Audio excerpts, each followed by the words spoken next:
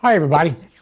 My name is Vince DiPasquale. I'm the director of a place called The Starting Point over in South Jersey. I also founded it 37 years ago. And today what I want to do is kind of share some things with you I think that would help you to understand not just addiction, but also our own personal behavior. I want to talk about one word. The word is codependency. And this word basically, as far as I'm concerned, I really believe it's the core root of all addictions, the core root of life. So I kind of take you on a journey through codependency today. But to do that, I got to go back in history just for a little bit of time. I want to go back to about 1930. In 1930, if anybody had a mental health problem, an alcohol problem, a drug problem, or any kind of problem at all, our philosophy back in 1930 was out of sight, out of mind.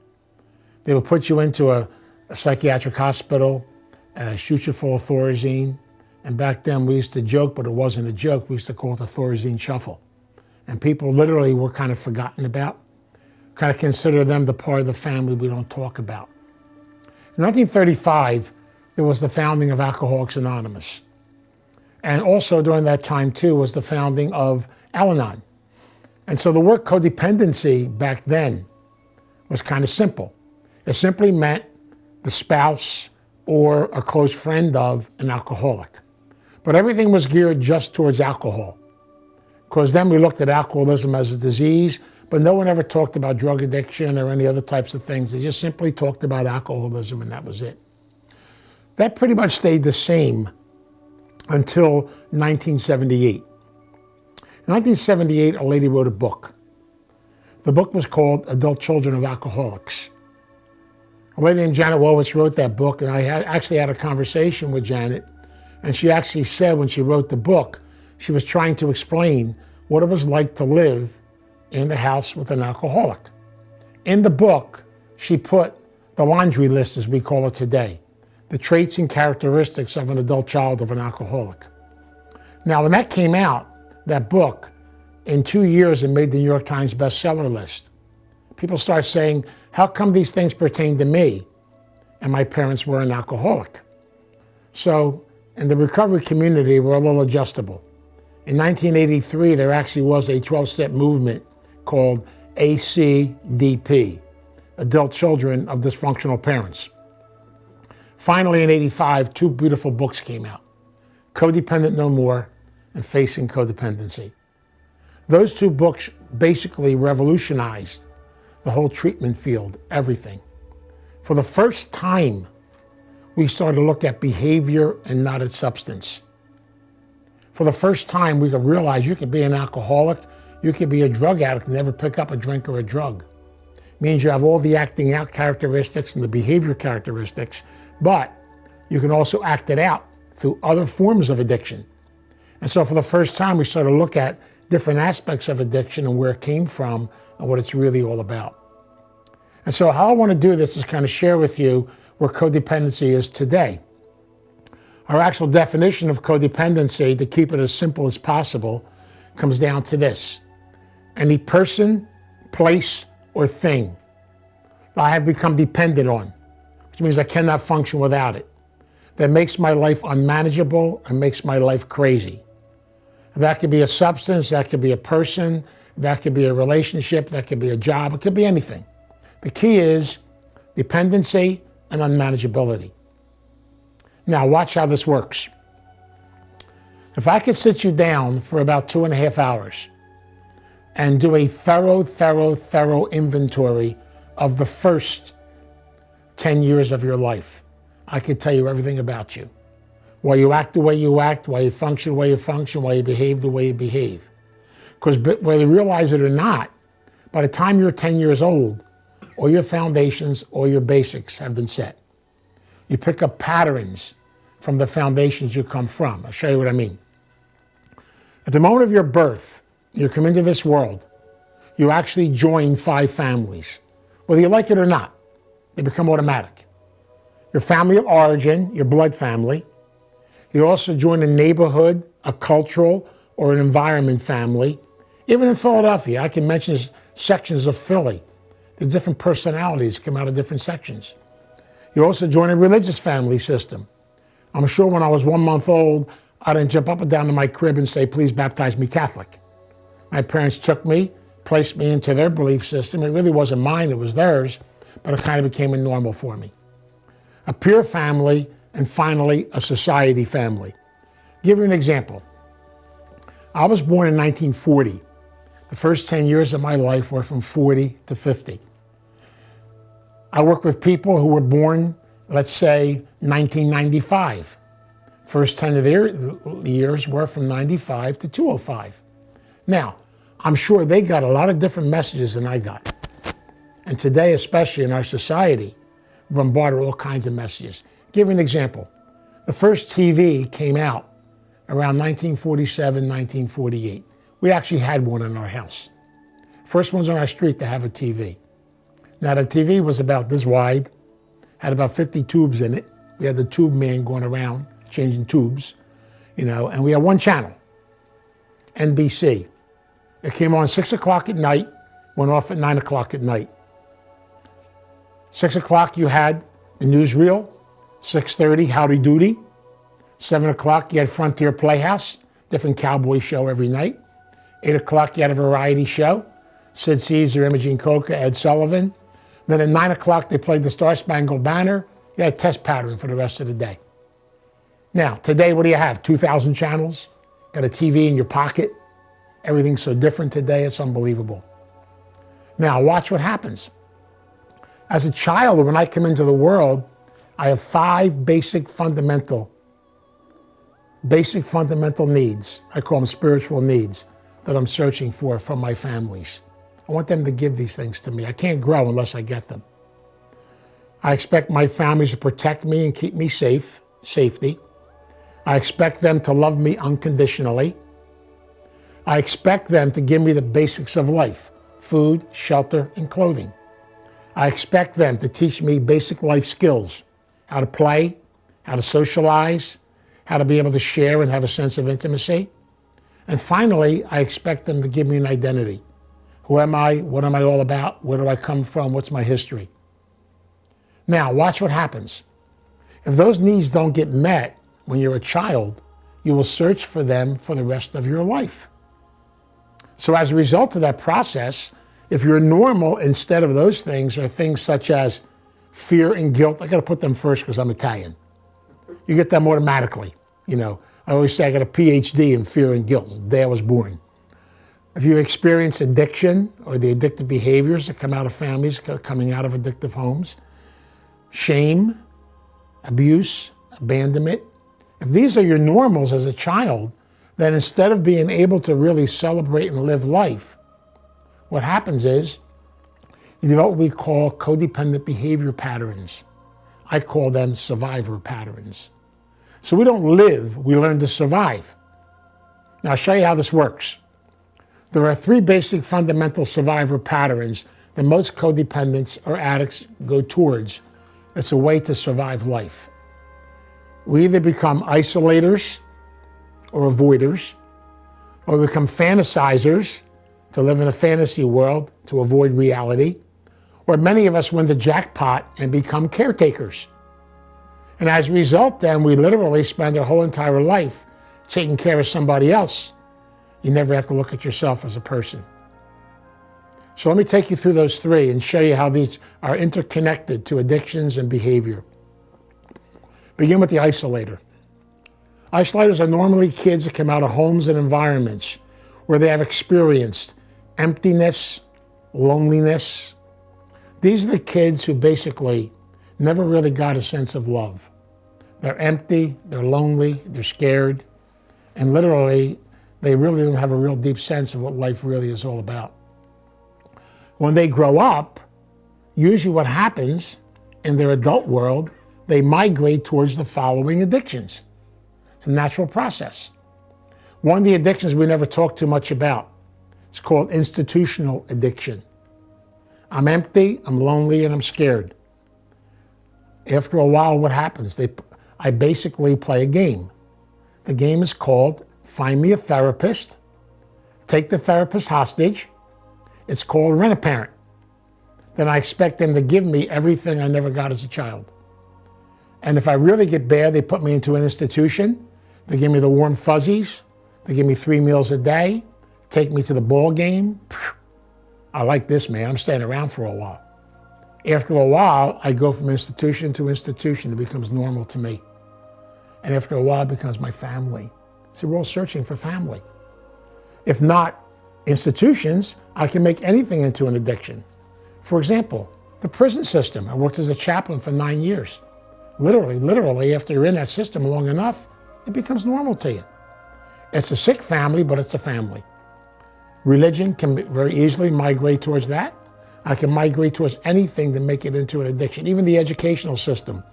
I got 97 degrees, but I don't know how to live life. I have all the information up here. It's a place to hide. I can hide in books. I can hide anywhere.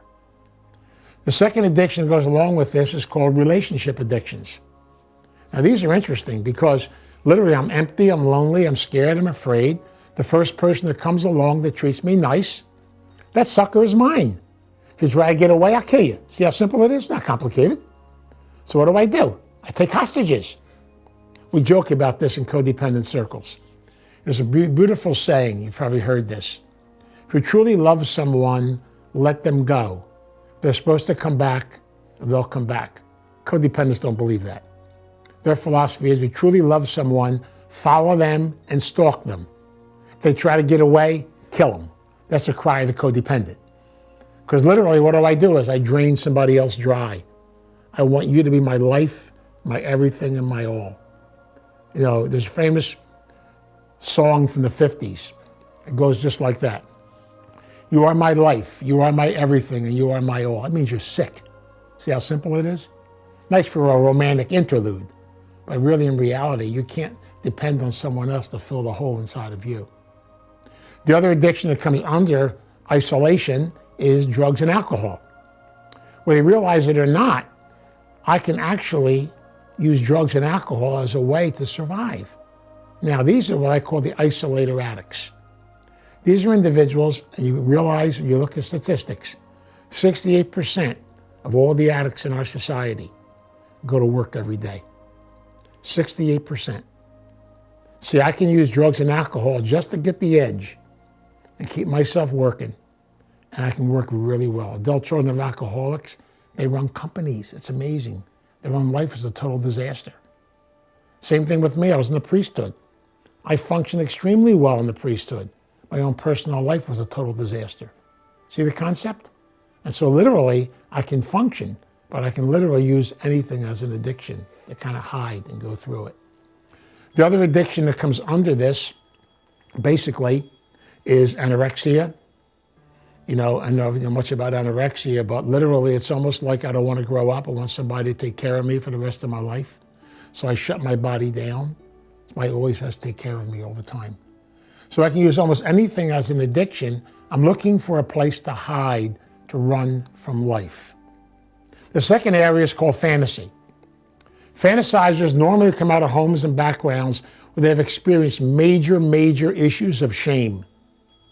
I call them the children of shame. Kids that are sexually abused. Kids come out of homes where they don't want to take anybody home. They're embarrassed by their family. Mental health issues. A lot of times, these are the kids that literally at an early age learn how to make up stories. Give an example. Little girl in the 3rd grade, they asked her, how come your parents don't come to the PTA meetings? She said, my daddy's a Secret Service agent. He's not allowed to come out in public. Her dad was an alcoholic. But see what happens when you try to survive? You create these fantasies. And the scary part about it is, after a while, you actually believe them. It's almost a way to survive and get through life. And I'll show how the addictions come under this. The major addiction under, of course, is drugs and alcohol.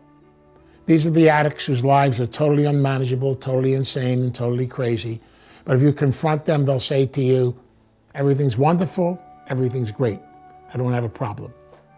I'll give you an example. When I was running the halfway house in Philadelphia, I was walking down 23rd Street and I passed a bar on the corner. The bar doors were open. I saw one of the guys who was in my halfway house at one time sitting at the bar. So I didn't say a word to him. I saw him, he saw me, I just kept walking.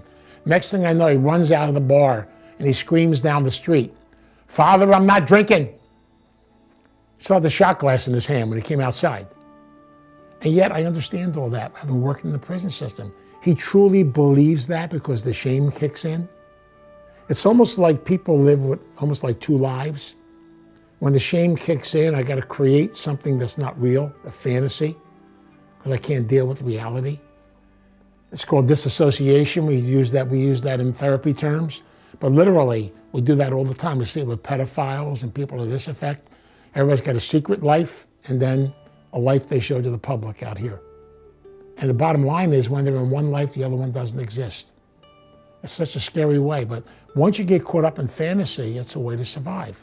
Now, look at the fantasy addict when it comes to relationships. These are individuals who are scared to death of a relationship. So what do? I love to have relationships that literally are more clandestine. The secretive relationships. You see, it's up here. I get crazy in my head. I'm empty, I'm lonely, so what do? I basically, because of the shame and guilt, I don't mind having an affair with somebody or something secretive or something to that effect, because literally I'm so used to the chaos and the craziness, but it's like two lives again. I don't mind having a relationship with you as long as you don't say that word, that real scary word. It starts with a C, it's called commitment. You will scare me half to death and I'll get rid of you real quick. See, I don't mind all the insanity and the craziness that goes with these relationships, the secret stuff that goes along with it, because literally I'm migrating in that direction. The other area that comes under fantasizer are sex addicts, sexual addiction. In our society today, becoming very predominant. Same concept again of people living two lives. To the outside world, I'll give you a good example of this. This is a couple I work with. Now, they lived in California. You got to kind of visualize this. The wife was president of PTA, model citizen, had 3 children. Husband had a fantastic job as an attorney. They were living what we call the perfect life. To the outside world, to everything else, they seemed to be perfect. She was involved in all kinds of civic activities and everything. But she had a secret life. 3 days a week, 4 hours a day, she was a very expensive call girl. No one knew this was going on. Everything was secret. She lived the secret life underneath of her life. The bottom line is, this went on for 18 years. The husband had no idea at all what was going on. No concept at all. A normal sexual relation with his wife and everything. Till one day, one of the Johns she picked up was a policeman. She got caught. And of course, as soon as she got caught, hit the papers, publicity, their whole entire life went down the tubes quickly. They actually had to move from California and they moved over here to South Jersey to get into treatment, because we have a pretty excellent sexual addictions treatment program at our place. So they were referred to us. And thank God we were able to work with them and work through stuff. But literally, they had to actually get out of Dodge and move to a new place to really be able to connect and get connected. It's so scary to get into this because literally, it's almost like when and here's the part we don't understand, but we understand it in therapy. When I'm in that clandestine world she was in, the other world did not exist. When I went to the other world, I blocked out this world. It's almost like a dual personality in many ways, but it's a survival piece. How people that have been abused and sexually abused, we're finding out that people with sexual addiction very many times, I would say easily 65% of them have been sexually abused themselves. It's amazing, you come right down to it. The other addiction that comes under this area is, of course, bulimia. We call these the secret eating disorder addicts. They look like perfect, but they get caught up in induced vomiting. They're caught up in compulsive exercising, laxatives, all this kind of stuff. Everything's image. See, the fantasy addict is always migrating towards image. So what do I have to do? To the outside world, I have to put this show on to show that everything's okay, everything's wonderful, and everything's great. But the inside is a total disaster. It's so scary. And so many people live these secret lives because they never dealt with where the foundations of all this actually came from. Now, the third area, and I can spend about 2 weeks on this one if you want me to, is the caretaker.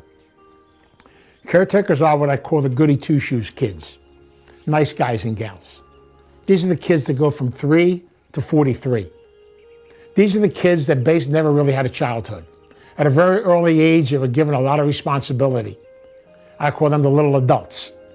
A lot of expectations were put on them at a very early age, and they don't realize it. But deep down inside, they are very, very, very, very angry people.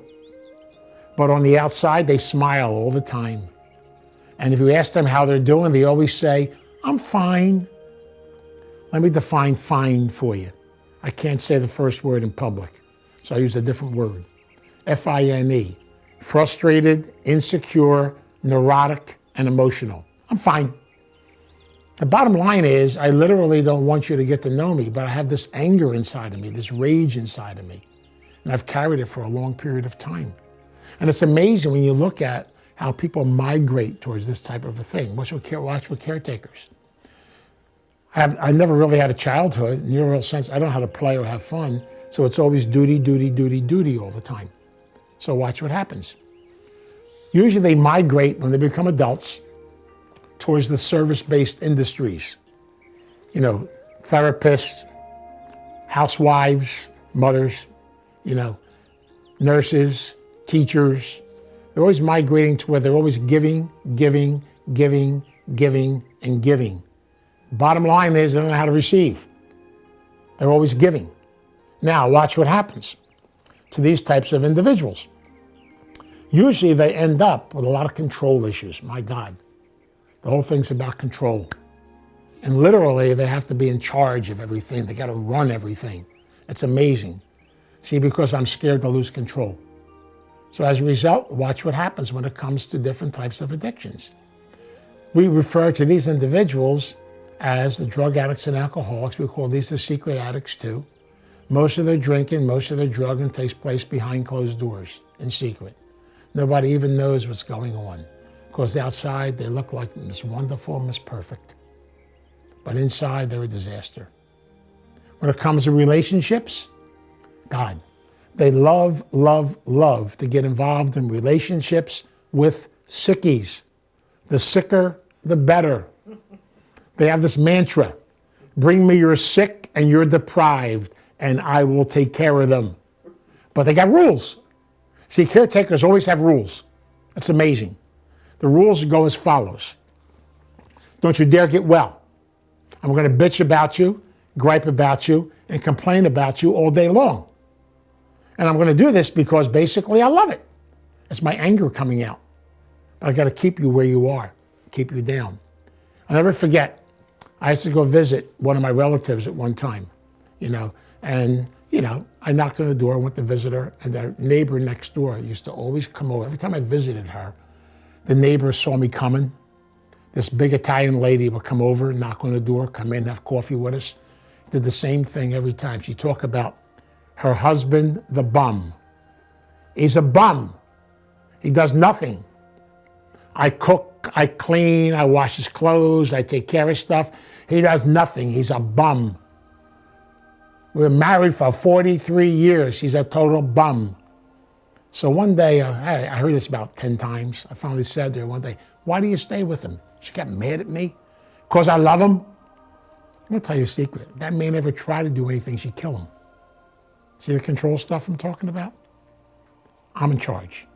You stay here, me stay there. Me stay in charge all the time. I love all that crazy, insane stuff. Same thing when it comes to many caretakers. We don't know how to ask for our worth. Especially when it comes to the concept of taking care of yourself as a person.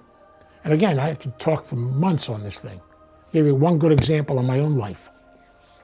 I got a phone call one time from the VA in Coatesville. And they wanted me to come and do a training workshop for their staff from 9 to 3:30. So of course they're going to ask me the $64,000 question. What's your fee? And right away, or whatever you normally pay, that's fine. I always had a hard time with that. So I did the workshop. When I was done, I was leaving, the guy handed me an envelope. So, I'm a codependent. God forbid somebody sees me taking the envelope. Got to put it in the back pocket real quick. Get outside, make sure nobody's looking. Take the envelope out. It was a check for $750. Well, I actually got upset. I actually went back in and told the guy, did he make a mistake? The guy said, you said to give you the normal fee we pay for an all-day workshop. He said, this is the government. Take it, get out of here. Well, on the way home, I felt guilty. I started saying things in my head like, well, maybe I should donate part of it here and donate part of it there. God forbid you just enjoy it. So my wife has straightened this out.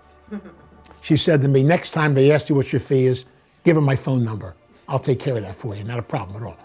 So she'll be my booking agent from now on. I laugh about this stuff today, but these are the insecurities of caretakers. I come out of that kind of a background where I never really had a childhood, never really had an adolescence. So as a result then, literally, I didn't realize how angry I was, how much stuff I carried. As a result then, I was always busy. In the priesthood, man, I worked myself into the ground, almost killed myself in the process. Because literally, I grew up with that philosophy, you got to always do for others. The other addiction that comes under this is compulsive overeating. Compulsive overeaters, and I can speak from my own recovery process on this. Compulsive overeaters usually are people that are carrying a lot of rage, a lot of anger, a lot of frustration inside of themselves. And guess what? Comfort food takes care of all that, man. Makes you feel better for a short period of time. I did this in my crazy addiction, weighed close to 300 pounds from running away. And when they finally had me get in touch with all that garbage from my childhood and have to deal with it, I began to lose weight and began to get better. It's amazing how it works. I didn't realize how much stuff I was carrying. I was running. See, codependents are famous for running and hiding because I'm scared to death to really get in touch with the real me, as we talked about in spirituality and recovery, to really get in touch with the real me and to actually stand still long enough to take a look at my history and take a look at my past. Now, I share this with you because I truly, truly believe in a very deep way. If you go back and look at your basics and your foundations, you learn everything about you as a person. You begin to realize where all this comes from. From my mother, I got the wonderful gift of my addictive personality. Isn't that great?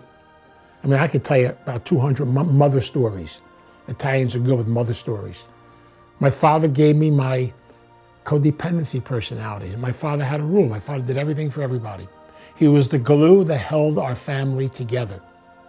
When he died, the family fell apart. He would cook dinner for our whole entire family every Sunday, 35 people.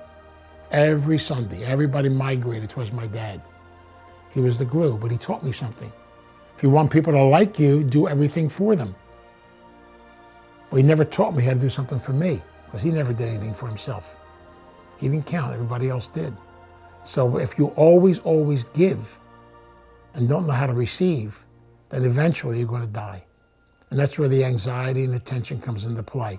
Because it's almost like you always feel like you have to always be on. And the hardest part about recovery, I'm learning it today, is to be able to go back, look at your history, get in touch with it, process it.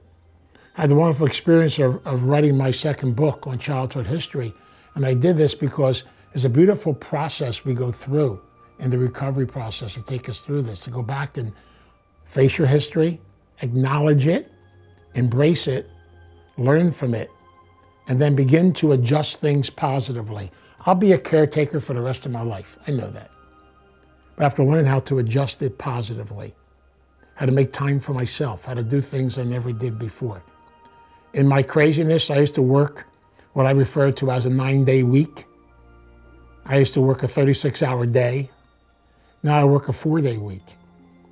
And basically I have time for my grandkids, for my life, for my family, for a lot of stuff today. Now the crazy part is, I get just as much done because I learned something called delegation. It's how simple and basic it works. So I share this with you because codependency is the core root. It is the foundation of everything. And the bottom line is very simple. Until you go back and look at your own history and do your own work and look at your own self and realize the fact that so many of us have survived life Now we've got to learn how to live life, to celebrate life and enjoy it. And learn that we don't have to be the be-all, end-all of everything. Just live your life one day at a time and keep it simple. Do the best you possibly can do. But realize the fact that it's okay to go. It's not about bad-mouthing your parents either, by the way. It's about acknowledging my parents. They were who they were. They come from their history. And being able to adjust positively in life today. And I look at my two parents today, they were gifts to me. They were my first teachers. They were my angels.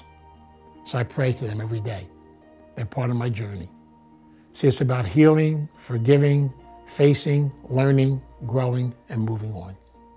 And so I really believe deeply, if you truly get in touch with the roots of codependency and the foundations of it, you understand addiction better, behavior better, and also you make a lot of changes in your life. Help us hope you understand codependency just a little bit more and the aspects of it, and realize how the recovery process is a beautiful process. It just means coming to an awakening of myself as a person and beginning to celebrate and enjoy life. I don't want to survive life. I want to enjoy life and thrive and celebrate life today. So thanks for listening. Hope that it helped. And please have a good day. God bless you.